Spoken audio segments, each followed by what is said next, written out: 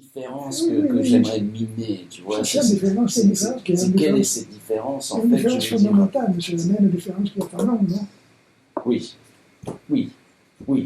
Enfin, quand tu prends Fanon, non? Ouais. Tu dis, c'est lui, il avait tout compris. Hein? Ouais, ouais. Ah, on a tout compris, c'est-à-dire. Ouais. Mais lui aussi, c'était parce qu'il était engagé d'une certaine manière. Années 50, ouais. Et aujourd'hui, ouais. je ne sais pas sur la question raciale, oui. sur la question postcoloniale, raciale, sous le gendre, je ne sais pas. Mais est-ce que c'est parce qu'il était engagé d'une manière militante? Mais quelle est cette différence? Tu vois, c'est ça cette différence que j'essaie de... Mais je crois. Pourquoi Augustin d'Hippona? Pourquoi Augustin? Il est mieux que saint Thomas. Parce qu'il était engagé. Parce qu'il était engagé. C'est évident que l'engagement, c'est quelque chose de... Comment ça se traduit? Qu'est-ce que ça donne? Comment ça se traduit? Qu'est-ce que ça reflète? Une manière de penser différente? C'est une manière de différer. Tu vois, j'ai un de mes plus chers amis, donc, qui est en prison avec lui, Normand et tout ça, Paolo Vir, qui est prof à Méthode de prof à Rome. Et qui est quelqu'un qui dit, moi j'ai fait de la philosophie, il a dit, j'ai arrêté de faire de la politique, j'ai fait de la philosophie parce que la politique, ça me laisse toujours, la politique ne peut pas conclure. En philosophie, je peux conclure. Ah ben c'est intéressant ça. La philosophie, mais ça me laisse toujours à moitié du chemin. La philosophie, la politique. La politique, ça me laisse toujours à moitié du chemin. Mais donc, parce que c'est un processus qui ne se termine jamais. Et donc, chers amis, continuez à faire de la politique. Et moi, j'ai conclu. Je pense qu'il faut, parce que la position philosophique exige la position académique. C'est qu'elle n'est pas philosophique, parce que le cynique Foucaultien, c'est quand même un philosophe. Oui. Il est complètement dedans. Oui. Et nous, on est des cyniques. Les ouvriéristes sont des cyniques. Ah, vraiment? Ah, c'est ça? Ok. C'est évident. Et donc, tu te considères... Vous construisez un peu plus de quelque chose de plus, oui, que le barreau seulement. Donc, toi, tu te considères comme à la fois philosophe et à la fois philosophe militant. J'ai l'impression quand je t'écoute. C'est vraiment c'est un mariage avec... Oui, parce que moi j'ai 90 ans et j'ai vécu une vie dans laquelle j'étais philosophe au début. Et après j'ai commencé à méditer.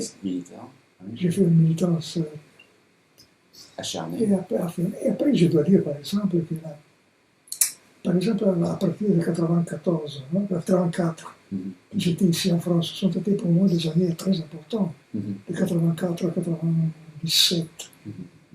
J'étais ici à Paris, sans papier, mais avec des amitiés qui m'ont ouvert un peu toutes les portes, comme ça, non, j'ai pu enseigner, j'ai pu travailler. J'ai fait surtout de la sociologie, parce que c'était la seule façon parce qu'enseigner, c'était... On ne gagnait pas assez, parce qu'on ne pouvait pas avoir des postes, des charges de temps en temps, quelques heures. Enfin, le sociologue, au contraire, je pouvais gagner ma vie. Et j'ai travaillé comme un fou, vraiment beaucoup. Et j'ai suivi, par exemple, sur la transformation de la plaine Saint-Denis d'un lieu fordiste, non? Dans un lieu. Ils ont fait le stade. Là, il y avait des dizaines de milliers d'ouvriers, où il y a le stade maintenant. Le stade de France. Et maintenant, il y a des petites industries, petites boîtes d'informatique, cinématographique, culturelle et tout ça. Il y a quelques petites... Il y a beaucoup d'industries de services, comme ça. Et après, il y a le stade qui est donc tu vois la différence. Transformation. La transformation de cette zone-là. Quand je suis arrivé, ils avaient déjà jeté dehors les ouvriers. Il y avait ces énormes usines, énormes. Vraiment, il y avait 50 000 ouvriers, des choses comme ça. Non, voilà. Il y avait ces usines énormes, une après l'autre. Et nous, on a travaillé à ça, mais pour une mairie communiste. Parce qu'ils étaient encore des vieux communistes, même c'était très intelligent parce que c'était Brauzek, le maire. Et quand il nous a connus, on a parlé ensemble un peu comme ça. Il a dit, vous êtes de ce... Nous, on a raconté ce qui était passé en Italie, dans ma région en particulier, dans la Vénétie, non? Dans laquelle il y avait eu Benetton, le phénomène Benetton, c'est-à-dire qu'il avait fait cette énorme... Il a donné les ouvriers qui étaient là-bas à l'usine. Ils s'étaient jetés dehors de l'usine, ils allaient à la maison, et lui, il arrivait à la maison, il disait, vous travaillez ici la laine, non? À la maison, et après vous me l'amenez. Il a construit un empire en faisant travailler les gens dans leur maison. Hein. Pour éviter la collectivité de l'usine. Exactement. Et donc, ici, ils ont compris que la chose était la même, et quand je leur racontais comment la chose était allée, ils m'ont dit, non, nous, on va maintenir la base et tout ça. C'était un rêve, non? C'était un rêve, parce que ils avaient contre l'Odiato, ils avaient toute la grande industrie. Tous les territoires, là, ils étaient tous dans les mains de là. Et après, il arrivé Bolloré, il a tout resté. Il a fait ce qu'il a voulu. Mais nous, on a travaillé bien, on essaye de construire un système plus articulé, voilà, pendant des années. Et c'était pour moi très important. Parce que c'était vraiment voir comment la sociologie pouvait intervenir. Et on est intervenu par plusieurs fois pour construire des choses. Et c'était Stigler, peut-être tu l'as connu, Stigler qui est mort l'année passée, non? Bernard, il a essayé de faire la même chose, mais dernièrement, dans les dernières années de sa vie, qu'il est arrivé là, il avait des rapports. Il y avait des rapports avec des industries qui lui demandaient de faire la même chose, à la limite. Non, c'était très intéressant. Pour moi, c'était quelque chose d'une importance énorme. Comprendre comment c'est agir à la pluralité. Et c'était, je te dois dire, que donner un élan. Des Guattari avec lesquels j'ai fréquenté dans cette période-là. Ils m'ont aidé énormément à penser ça. Alors pour tout synthétiser, pour essayer de... Donc il y a une différence énorme entre la pensée, par exemple, de Fanon, de Krahl, qui sont des gens qui étaient engagés, militants eux-mêmes, et la pensée plus académique, disons.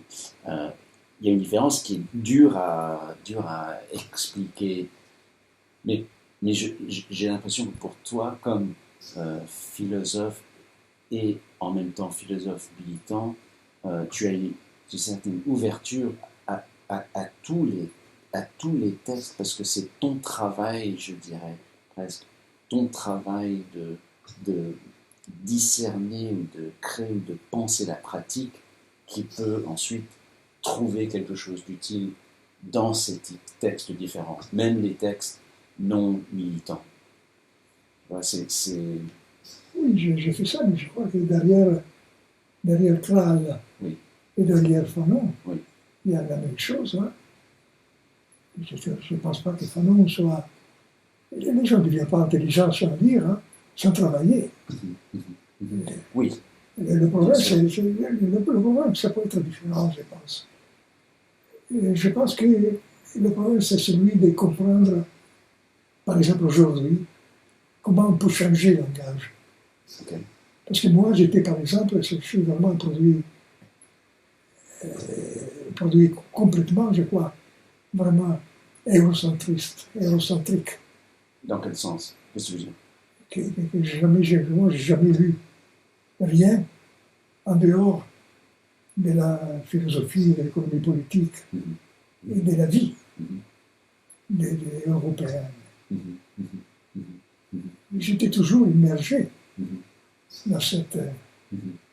Aujourd'hui, le prolétariat global, c'est quelque chose de profondément différent.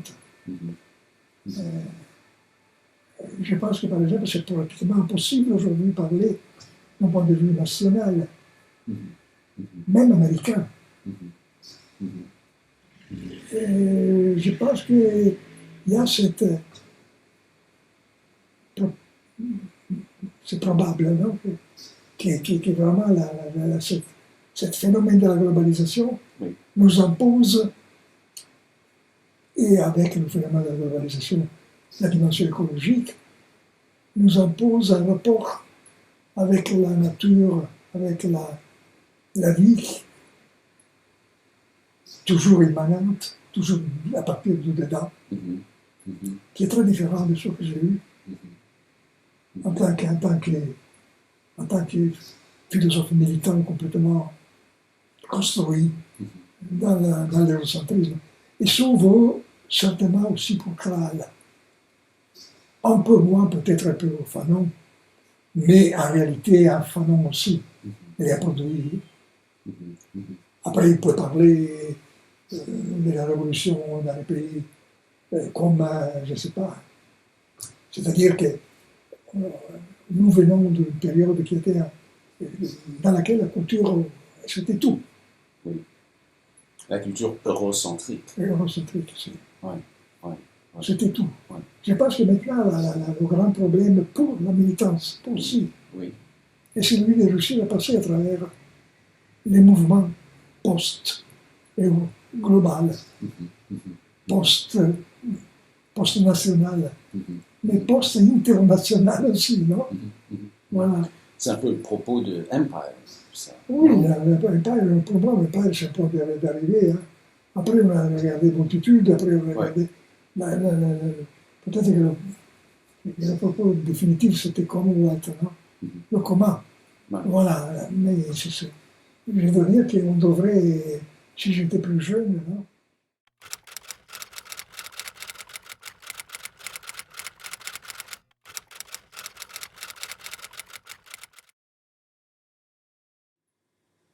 Et pour moi, le rapport entre ma vie politique, et quand je dis vie politique, je dis ma vie, et la philosophie ont été toujours l'un dans l'autre, embedded, vraiment complètement liés.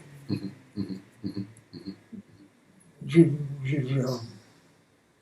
pense que chaque fois que j'ai choisi un philosophe, je l'ai étudié dans des manières qui sont des manières de méthode que j'ai appris dans l'académie, oui, mais je l'ai étudié avec une finalité, une lecture qui était complètement liée au présent politique.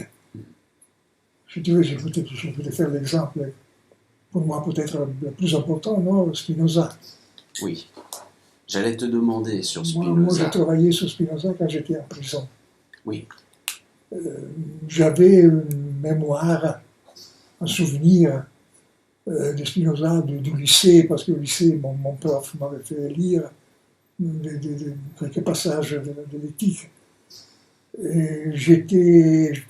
Pour moi, c'était important, Spinoza, quand je suis passé du catholicisme au laïcisme, à la laïcité, ou si tu vois, à l'immanentisme, non? Voilà, une conception immanentiste de la...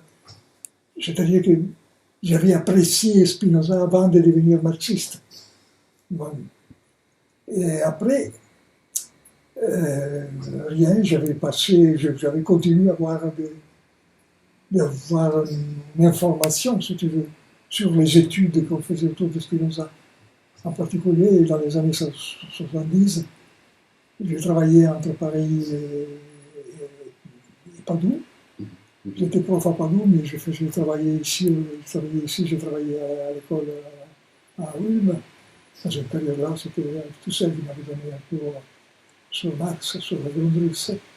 Un cours qui est sorti après, il s'appelle Marx, Blood Marx.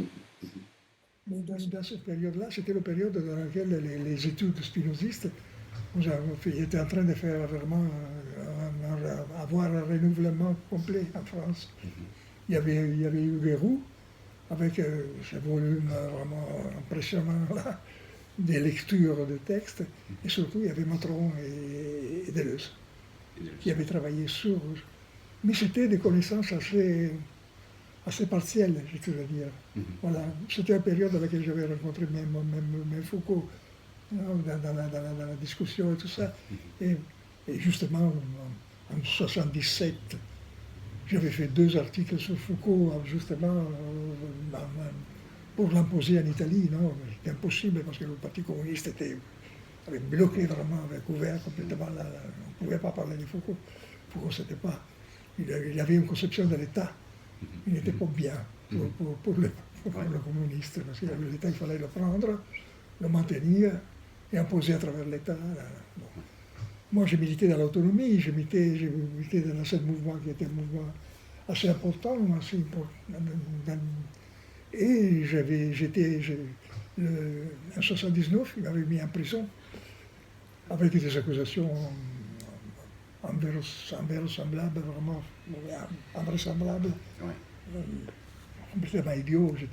J'avais 17 assassinats, j'avais été le chef des brigades rouges, j'avais comme ça. Donc, quand j'allais en prison, j'ai compris qu'il aurait été difficile de sortir tôt. Voilà, qu'il fallait que je m'organisais un peu de temps, non? Dans une manière dans laquelle, pour repenser, si tu veux, les choses que j'avais vécues. Et garantir, d'un point de vue philosophique aussi, les raisons de la militance dans l'autonomie, dans l'autonomie ouvrière, dans l'autonomie de l'ouvrier social, comme ça, on l'appelait alors. Et la pensée, le souvenir de Spinoza m'est revenu, et je me suis organisé, non, pour travailler sur Spinoza. Il y avait la grande facilité, tu sais, Spinoza, en réalité, il a écrit un ou 2 bouquins, voilà, il y a important, non, après on peut avoir les petits, les choses comme ça. Mais il y a l'éthique, il y a le traité théologico-politique. Et donc, pour un prisonnier, le problème fondamental, c'est d'avoir le minimum de bouquins. Mais est-ce que c'était parce que tu ne pouvais pas avoir Marx en prison? Je pouvais avoir Marx, mais Marx m'intéressait moins à ce point-là. Parce que Marx, justement, je l'avais déjà étudié, dans quelque manière, je lui ai libéré, si tu veux, non, d'un certain marxisme dogmatique, dans une manière tout à fait définitive. Tu veux.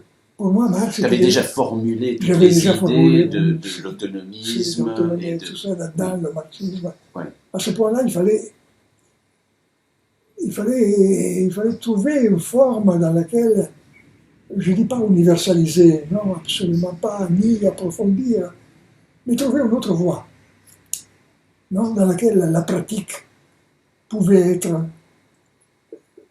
organisée. Il fallait passer de la classe ouvrière à cette multitude. Je n'avais pas encore le nom multitude dans mon vocabulaire, mais j'avais le nom ouvrier social, dans lequel, ouvrier social, qu'est-ce que c'était? J'avais compris qu'on était en train de vivre, j'avais compris. Le mouvement de l'autonomie italienne avait compris qu'il fallait sortir, non, c'était autonomie ouvrière, non? Donc on était parti des usines, toute notre lutte était faite dans les usines. On avait fait, à travers les usines, on était arrivé vraiment à mettre en crise le pouvoir étatique et surtout à éclaircir, non, quelle était la voie d'une possible révolution, entre guillemets, en tout cas transformation radicale du mode de vivre social. Voilà. La réponse avait été une réponse de destruction des usines. Le capital est intervenu dans les années 70 en disant ici les usines sont trop dangereuses. Il ne faut pas les ouvriers qui dehors de l'usine, et après on leur donne la possibilité de travailler, commence à y avoir des instruments informatiques pour la mettre ensemble, pour réorganiser, pour réorganiser les territoires pour la production, tout ça. Ouais. On avait compris tout ça. Mhm. Donc il fallait faire la lutte dans cette nouvelle société, Mhm. réorganiser les syndicats et tout ça sur ce niveau. Mhm. Et c'était la chose importante qu'on avait compris, c'est-à-dire qu'on avait compris qu'il y avait le post-fordisme, non? On l'appelle comme ça, mais pour moi c'était toujours le postmodernisme, non, de quelque façon, non? J'ai toujours interprété le postmodernisme comme image mystifiée, si tu veux, mais de ce passage radical dans le mode de production. Ouais. Donc il fallait découvrir, au-delà de la critique de l'économie politique, l'éthique politique, pour y être dedans, qui n'était plus celle de la classe ouvrière. Vous connaissez l'éthique de la classe ouvrière. Si j'étais intellectuel, j'étais le dirigeant dans le mouvement de la classe ouvrière. Le mouvement de la classe ouvrière dans lequel j'ai indiqué quel est le fin, le télos, non, de notre action. J'avais les moyens pour les organiser, pour les mettre ensemble. J'avais la doctrine qui pouvait permettre, non, pouvait permettre de construire des analyses. Tout ça, c'était déjà pour nous, non, pour moi, mes camarades, mes amis, alors, c'était déjà complètement mis entre parenthèses. On avait substitué à tout ça la participation active. L'instrument fondamental, c'était l'enquête. L'enquête qui est devenue l'enquête, on l'appelait con-ricerca, rechercher avec. Con-ricerca, ça, c'était la chose absolument fondamentale dans notre méthode. Non, c'était la méthode révolutionnaire, effective, hein, parce que c'était. On arrivait dans les usines, on trouvait les ouvriers, on commençait à travailler avec eux, on comprenait où c'était les moments faibles, que les ouvriers connaissent toujours, non? Bien, non? Les moments faibles dans la production, on savait qu'on pouvait organiser l'intervention là, bloquer la production là, etc., etc. Ou autrement sur le territoire, ou les transports, tout ça, renverser la logistique. C'était toutes des choses qu'on connaissait très bien. Et en plus, on connaissait bien le rapport, qu'est-ce que c'était un ouvrier. Un ouvrier, son rapport à la famille, à la consommation. Chez nous, en particulier, où ces ouvriers venaient, ou venaient de la campagne, ou venaient du sud. Non, c'est-à-dire, ils étaient dans une période d'assimilation d'une modernité avancée.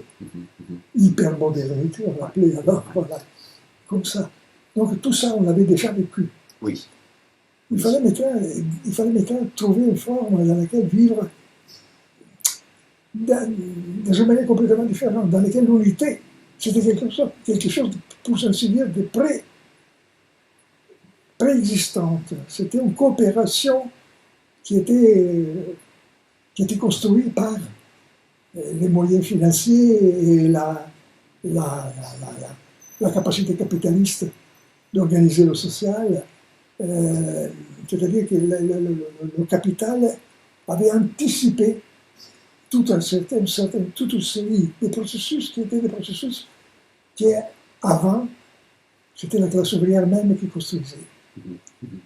Et sur ça passait la victoire du capital dans cette phase. Le capital avait gagné, c'était le néolibéralisme, c'est de cette façon. Mais nous, on avait la possibilité d'y être dedans, tu comprends? Oui. De pouvoir dire, sur ça, c'était notre appropriation tout à fait non informelle, et je crois même un peu libre, assez libre du Foucaultisme. C'était sur ça, hein, en disant, bon, il y a ce passage, la société est faite comme ça, les rapports. Il y a résistance, il y a pouvoir, il y a résistance, il y a multiplicité, il y a les il y a micro-pouvoir, il y a tout ça. Mais nous, on est là, dedans. Ouais. Mais alors, si donc Spinoza arrive, disons, en 79, quand tu es en prison, mais pour arriver à cette pensée-là dont tu parles, avant de te retrouver accusé de choses complètement fous. Non, Moussa, c'était Moussa. C'était, ouais. C'était Moussa parce qu'il fallait vraiment être spinoziste là. je t'assure. Mais avant, oui, peut-être à ce moment-là, mais disons dans les années 60, quand tu as développé cette pensée autonomiste et ces différentes manières de repenser la lutte des classes ou la lutte ouvrière, tes ressources, c'était qui que tu pensais que tu étais? Tu te nourrissais de quel penseur à cette époque-là? C'était vraiment l'évolution du marxisme, de la gauche marxiste en Italie. Oui.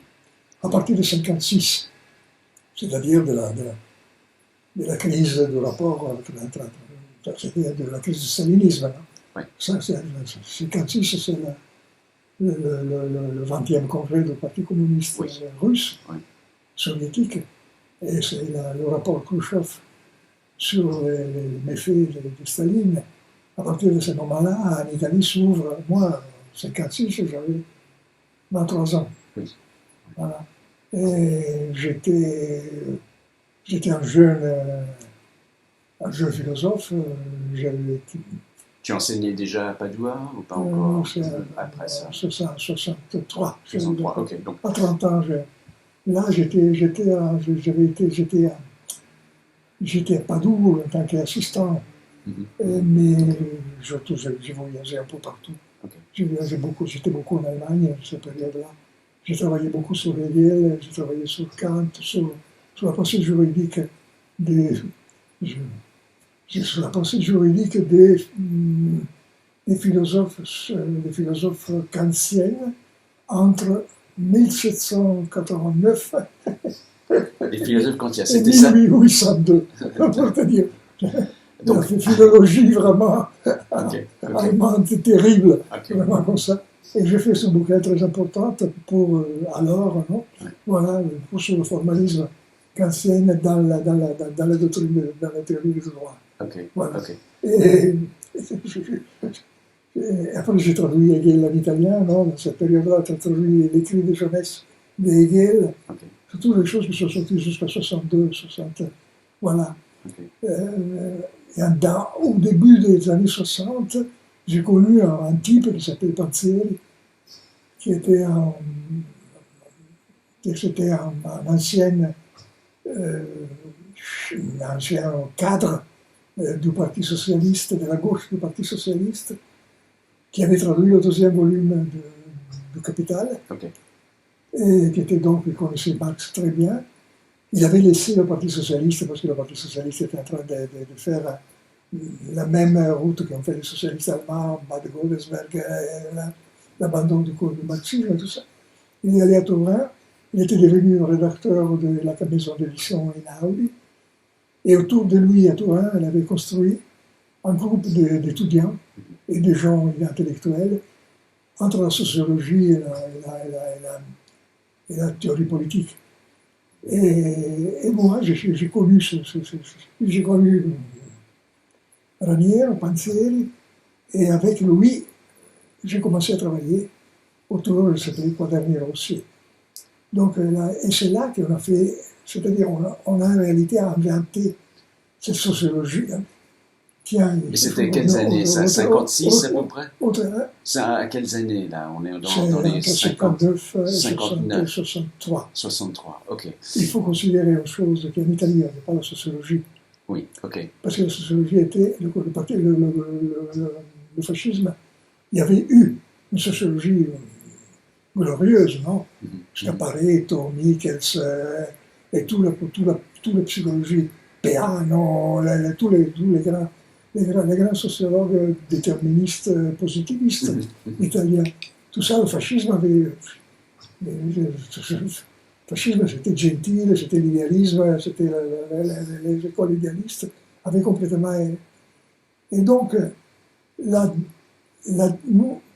pratiquement, nous, on se trouve dans le moment dans lequel la sociologie était emportée par les fondations américaines, non?